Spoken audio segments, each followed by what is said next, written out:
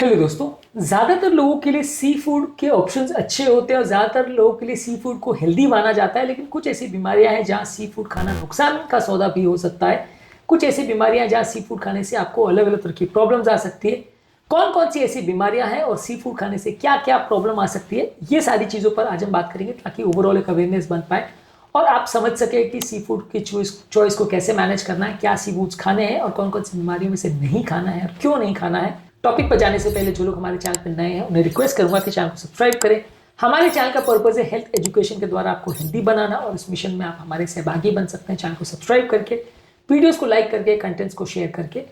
Topic के दौरान कुछ इंटरेस्टिंग साइंटिफिक फैक्ट्स, कुछ प्रैक्टिकल यूटिलिटी की बातें और कुछ साइंटिफिक स्टडीज के बारे में आपको बताऊंगा, इसलिए बने रहिए हमारे साथ एंड तक। चलिए शुरू करते हैं हमारे साथ ये हेल्थ का सफर।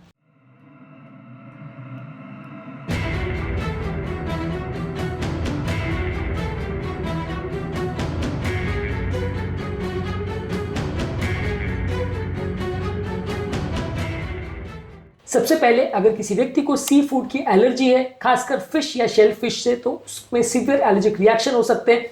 ऐसे में अगर ट्रेस कंटामिनेशन भी सारी चीज़ों का हो जाए इनके यूटेंसिल्स में, इनके सॉसेस से, तो इससे भी एनाफाइलेक्टिक रिएक्शन ट्रिगर हो सकता है। तो बहुत ज़्यादा इनसे बचना है, खासकर जिनको सीवियर एलर्जी का प्रॉब्लम है सी फूड से।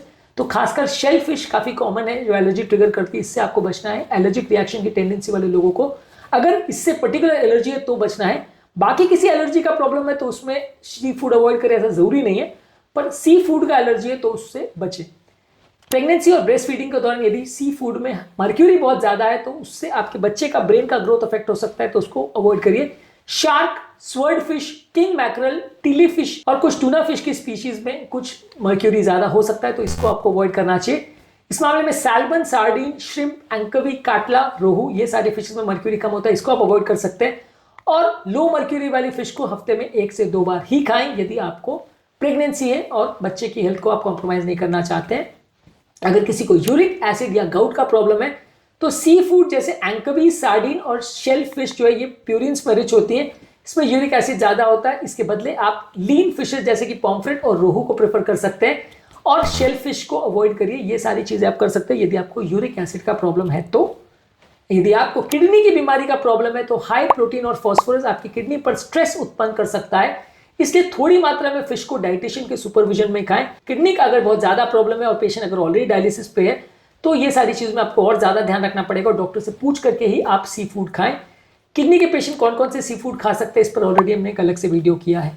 इसके अलावा अगर किसी को कोलेस्ट्रॉल का प्रॉब्लम है तो वैसे व्यक्ति को फ्राई किए हुए सी फूड जैसे कि शेल फिश और तली हुई फूड्स को ज्यादा नहीं खाना चाहिए, कोलेस्ट्रॉल लेवल्स को बढ़ा सकते हैं। इसके बदले बेक किए हुए, ग्रिल किए हुए, स्टीम किए हुए ओमेगा 3 फैटी एसिड से रिच सी फूड ज्यादा खा सकते हैं, जैसे salmon, mackerel, tuna, sardine fishes. ये ओमेगा 3 फैटी एसिड में रिच होते हैं, बॉडी के कोलेस्ट्रॉल लेवल्स को कम करते हैं। ये फिश आपको ज्यादा खाना चाहिए और तल के कोई भी फिश को नहीं खाना चाहिए, शेल फिश को ज्यादा नहीं खाना चाहिए। यदि किसी को सीबो सिंड्रोम, ब्लोटिंग और हिस्टामिन इंटॉलरेंस का प्रॉब्लम है तो आपको ध्यान रखना है कि अगर फिश को प्रॉपर्ली स्टोर नहीं करते तो उसमें हिस्टामिन डेवलप हो जाता है जो कि रैशेस, डायरिया और फ्लशिंग की प्रॉब्लम कर सकता है। ऐसे लोग को फ्रेश पकड़ी हुई फिश और अच्छी तरह से पकाई हुई फिश को ही खाना चाहिए।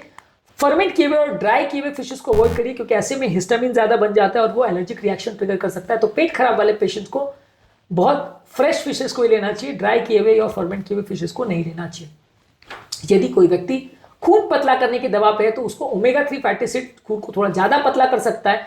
तो कोई व्यक्ति अगर ऑलरेडी ब्लड थिनर्स पे और हाई डोज ब्लड थिनर्स पे तो उसको ओमेगा 3 फैटी एसिड वाले फिशेस को हफ्ते में 1 से 2 बार से ज्यादा नहीं लेना चाहिए और डॉक्टर के साथ डिस्कस करना चाहिए यदि वो फिश ज्यादा लेता है तो, क्योंकि ये खून को थोड़ा ज्यादा पतला कर सकता है, ब्लीडिंग की प्रॉब्लम को बढ़ा सकता है। यदि कोई बच्चा है, उसकी एज 2 साल से कम है, तो उसका डाइजेशन खराब हो सकता है और खासकर उसका मर्क्यूरी वाली फिशेस लेता है तो ब्रेन में टॉक्सिसिटी डेवलप हो सकती है, तो उसको ऐसी फिशेस को अवॉइड करना चाहिए जिसमें मर्क्यूरी कंटेंट ज्यादा हो, जैसे प्रीडेटर फिशेस है, स्वर्ड फिश है, शार्क फिश है, ट्यूना फिशेस है। और शेल फिश को अवॉइड करना चाहिए, ये इंडाइजेशन की प्रॉब्लम कर सकता है। इसके बदले थोड़ी कम मात्रा में उसको फिश दे सकते हैं, धीरे धीरे देखिए उसका टॉलरेंस कैसा है, उसके बाद ही 2 साल से कम के बच्चों को फिशेस देना चाहिए।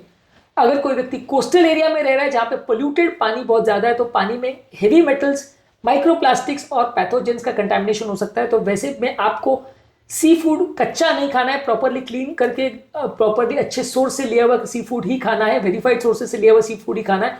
बहुत ज़्यादा मात्रा में नहीं खाना और प्रॉपरली जब तक उसका हाइजीन आप इंश्योर नहीं करते हो तब तक नहीं खाना है, नहीं तो वो सी फूड के साथ बॉडी में जो पोल्यूटेंट जाएंगे वो फायदे के बदले बहुत ज़्यादा नुकसान करेंगे, बहुत सारी बीमारियों को लेके आएंगे और हेल्दी नहीं होंगे। इसलिए अगर आप पोल्यूटेड एनवायरनमेंट में रह रहे हो और आसपास की जगह से पकड़ी हुई मछली को ले रहे हैं या ऐसी जगह से मछली आ रही है जहाँ का पानी बहुत प्रदूषित है, तो उसको अवॉइड करिए। वो हेल्थ के बदले फायदे के बदले नुकसान का सौदा हो सकता है। आज के टॉपिक में हमने बात करी कौन कौन सी बीमारी से पीड़ित पेशेंट्स को कौन कौन सी फिशेस या सी फूड नहीं खाने चाहिए।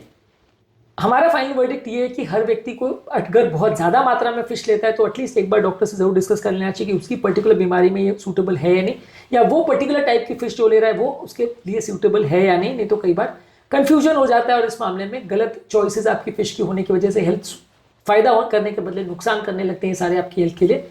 इसलिए फिश की चॉइसेस या सी फूड की चॉइसेस बहुत ज़रूरी है अलग अलग बीमारी वाले पेशेंट्स में, ताकि आप अपनी हेल्थ को मेंटेन कर सकें। उम्मीद करूंगा कि आज के टॉपिक में कुछ नया जानने को मिला होगा। जो लोग हमारे चैनल पर नए हैं उन्हें रिक्वेस्ट करूंगा कि चैनल को सब्सक्राइब करें। हमारे चैनल का पर्पज़ है हेल्थ एजुकेशन के द्वारा आपको हेल्दी बनाना और इस मिशन में आप हमारे सहभागी बन सकते हैं। चैनल को सब्सक्राइब करके वीडियोज़ को लाइक करके आपके कमेंट्स हमें जानने में मदद करते हैं कि आपको हमारा कंटेंट कैसा लग रहा है, प्लस हमारे मोटिवेशन और इंस्पिरेशन का भी काम करते हैं। इसलिए वीडियोज़ को देखते रहिए, शेयर करते रहिए और हेल्थ के सफर में हमारे साथ आगे बढ़ते रहिए।